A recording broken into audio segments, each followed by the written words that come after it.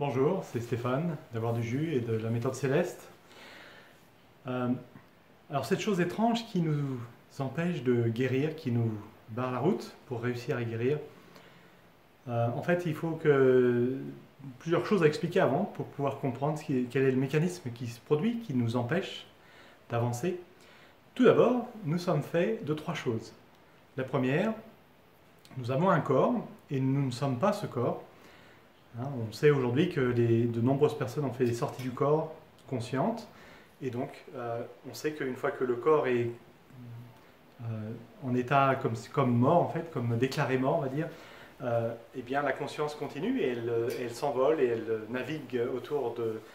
parfois elle s'en va voir des proches, etc., et avoir un dialogue avec des gens extérieurs. Donc ça c'est la première chose, notre corps. La deuxième chose c'est notre intellect. Et là aussi, nous ne sommes pas notre intellect, puisque pareil, l'intellect fait partie intégrante du corps. Donc quand on est cliniquement mort, l'intellect aussi est cliniquement mort, donc on n'est pas cet intellect. Et puis, il y a qui nous sommes vraiment. Qui nous sommes vraiment, c'est l'esprit de cet être vibratoire qui est non incarné, qui est immortel. Et donc, ce qui se passe, c'est que aujourd'hui, on peut vivre souvent dans différents niveaux de conscience. Et donc, il y a 4 niveaux de conscience. Le premier niveau, c'est quand on s'identifie à notre corps. Et donc, ça, de moins en moins de personnes le font, mais il y en a encore qui le font. Et dans ce niveau de conscience, on pense être le corps. Et donc, on vit un peu comme un animal, en quelque sorte, de manière instinctive. Et on fait des choses, on va dire... On est plus proche de son corps, enfin, en comparaison avec le deuxième niveau, dont je décrirai par la suite, mais on est tout simplement dans un état, on va dire, de survie quand même. L'instinct, c'est la survie.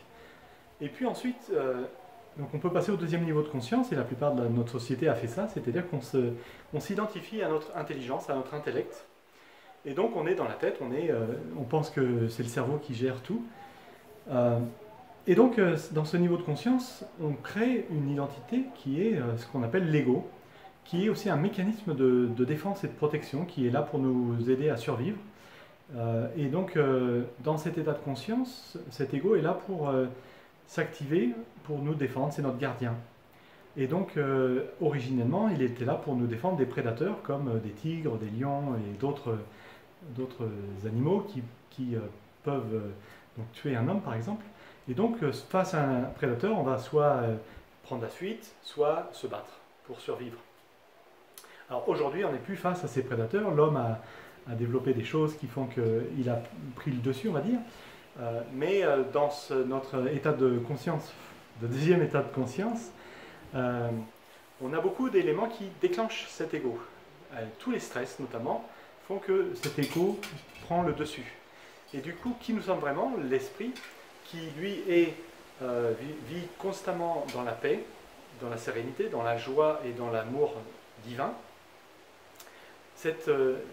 L'ego prend le dessus et ça nous fait comme un masque qui se met sur nous et qui joue le jeu en fait de nous faire réagir en fait. Et donc c'est pour ça qu'on se met en colère, c'est pour ça que les crimes aussi sont commis, parce que c'est cet ego qui vit lui dans la peur. Il va voler les autres pour survivre parce qu'il a besoin d'argent ou de manger. Il va faire ceci ou cela. Il est aussi à la recherche de tous les plaisirs, la gourmandise, tout un tas de choses. Et alors cet ego, quand il est là, quand il est présent, il détruit le corps en fait. C'est lui qui crée un environnement qui fait que le corps se détruit par lui-même. La chimie qui est provoquée dans le corps est destructeur. Donc ça c'est la première chose. Ensuite on peut passer dans le troisième état de conscience qui est celui de vivre qui on est vraiment, c'est-à-dire de reprendre le dessus et de faire tomber le masque en quelque sorte. Donc c'est-à-dire qu'on va commencer à gérer cet ego qui ne peut pas partir a priori. Certaines personnes comme Eckhart Tolle ont réussi à le faire vraiment partir, mais c'est des cas vraiment extrêmes qui se produisent très rarement. Et pour avoir essayé aussi de reproduire ce phénomène, je me suis rendu compte que c'était très difficile. Mais une façon donc, possible, c'est de gérer notre ego et de, grâce à notre être intérieur qui est en paix, qui est dans la joie et dans l'amour, et de rassurer cet enfant. En fait, l'ego, c'est un peu comme un enfant qui, s'il est laissé par lui-même, il va faire n'importe quoi. Ou c'est comme un outil, l'intellect est un outil, hein, qui s'il est laissé par lui-même, il va faire n'importe quoi. Vous avez déjà peut-être vu les gens se tenir un marteau-piqueur. Ben, imaginez que le marteau-piqueur est laissé à lui-même par terre, il ne va pas faire le trou qu'on a besoin de faire, mais il risque de casser les choses autour. Eh bien, c'est un peu la même chose, c'est-à-dire que notre ego, s'il est laissé à lui-même, eh bien, il va détruire le corps, il va faire des choses de pire en pire, et il va vraiment chercher, il cherche son maître en fait, il cherche la direction à prendre. Donc nous sommes la conscience qui est silencieuse et observatrice, qui observe les pensées qui se produisent, qui observe nos émotions qui se produisent dans notre corps, qui observe la scène, qui observe les interactions, etc. Mais notre présence, une vraie présence, elle est très facilement masquée par l'ego. Et donc, quand l'ego est là aussi, on descend au niveau de conscience et on passe dans l'inconscient. Mais on est toujours là en train d'enregistrer, d'observer ce qui se passe. Et l'ego est très réactif. L'ego est donc l'élément le plus perturbateur pour notre santé, parce que l'ego ne connaît que le passé, et il n'aime pas les choses, l'incertitude, il n'aime pas les nouvelles expériences.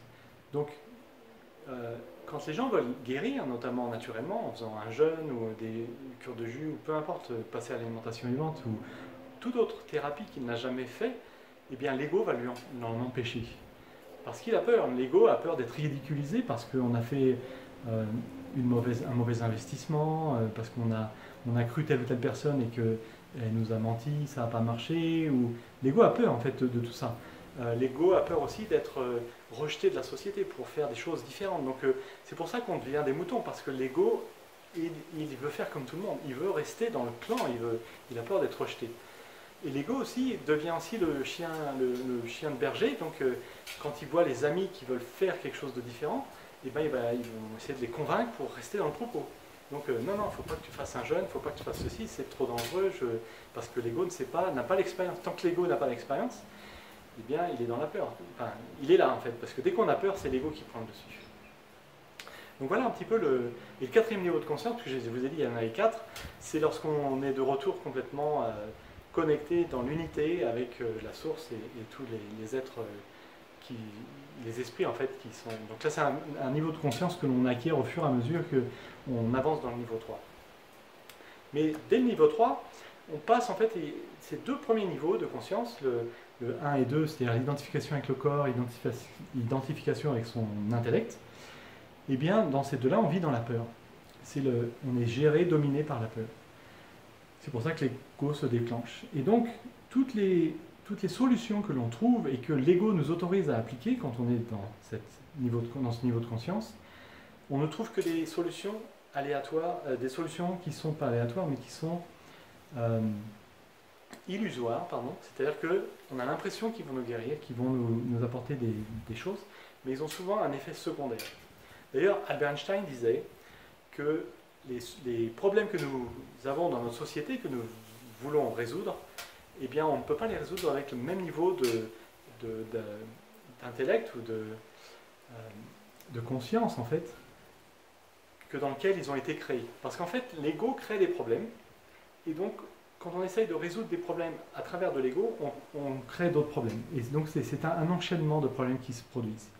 Alors que lorsqu'on passe dans le niveau 3 ou 4, on passe de la peur à l'amour.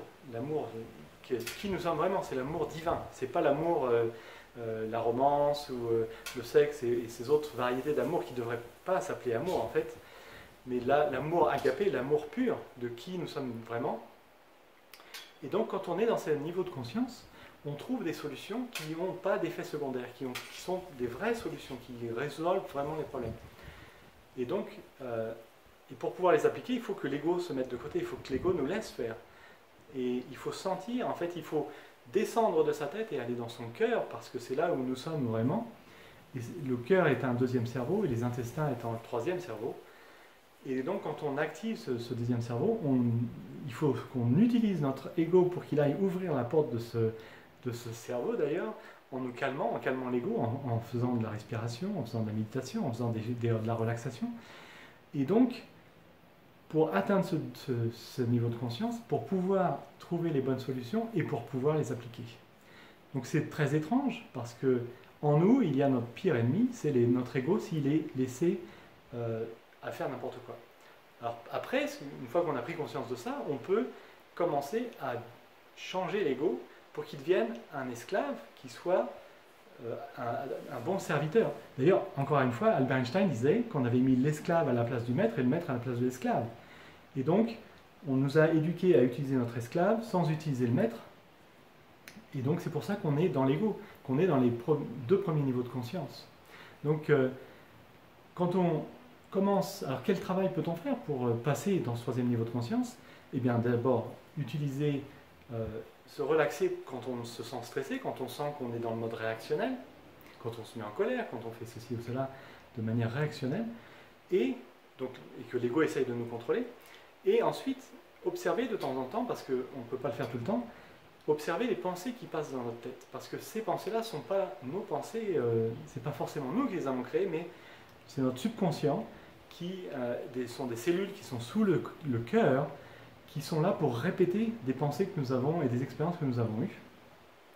Et donc, tant qu'on ne se questionne pas ces pensées, parce que souvent on s'identifie avec ces pensées, et du coup on nourrit l'ego, mais si on questionne ces pensées de temps en temps en se disant tiens, pourquoi je pense que je devrais agir ainsi, ou pourquoi je crois en ça, eh bien on va commencer petit à petit à démanteler l'ego et à le recadrer et à le faire devenir un serviteur docile.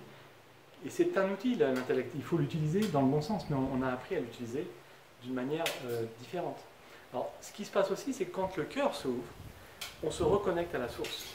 Et on reçoit de l'intelligence supérieure. Et alors que quand on est le cœur fermé, parce que l'ego est là, quand l'ego est là, le cœur se ferme, et on est seulement dans l'esclave, et l'esclave n'opère qu'avec son passé. Il ne connaît que ce qu'il a déjà observé, lu, et même il connaît plein de choses, mais il n'a eu aucune expérience. Du coup, il est incapable de remettre en question si telle ou telle chose est véridique ou pas. Et donc, quand on est fermé de la source, on ne sait même pas faire la différence entre ce qui est vrai et ce qui n'est pas vrai. Alors que quand le cœur est ouvert, on sent dans le cœur si telle ou telle chose, telle ou telle solution est bonne pour nous ou pas. Donc c'est une guidance importante à avoir.